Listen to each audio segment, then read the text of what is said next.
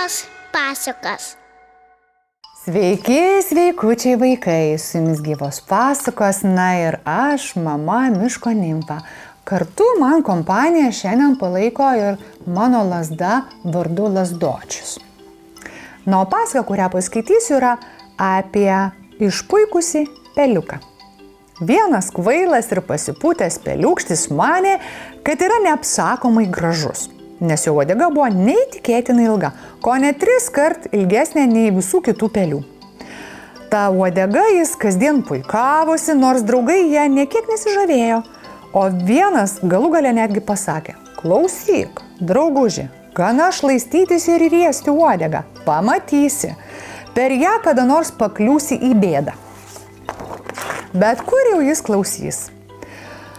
Taip kalbinės man pavydi, atšovė puikuolis. Ką čia slėpti? Peliukas nebuvo akinamas gražuolis, galėjo didžiuotis nebent tą savo ilgą uodegą. Todėl draugo perspėjimas jam buvo nė motais. Jis stengiasi kuo trumpiau kiūtoti urvelėje ir kiauras dienas, nesislapstydamas, lakstydavo po namus. Šmirinėjo tai šen, tai ten.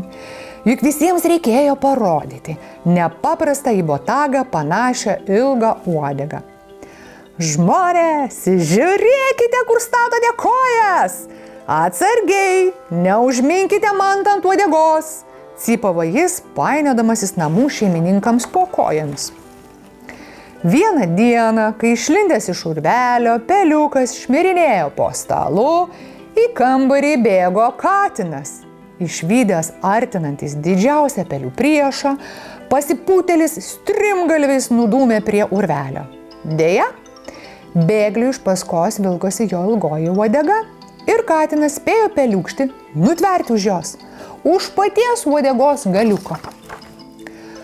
Murklys peliuką nusinešė ir iš puikelio niekas daugiau nuo to karto nebematė.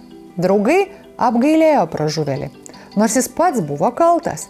Iš kvailo pasipūtimo neklausė protingųjų patarimo ir vidury dienos šmirinėjo po kambarį.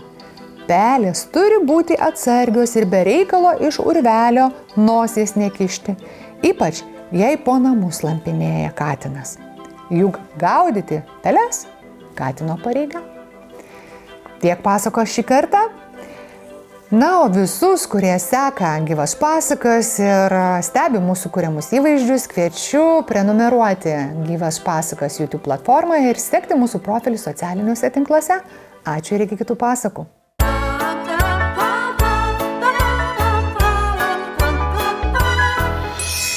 Gyvos pasakos.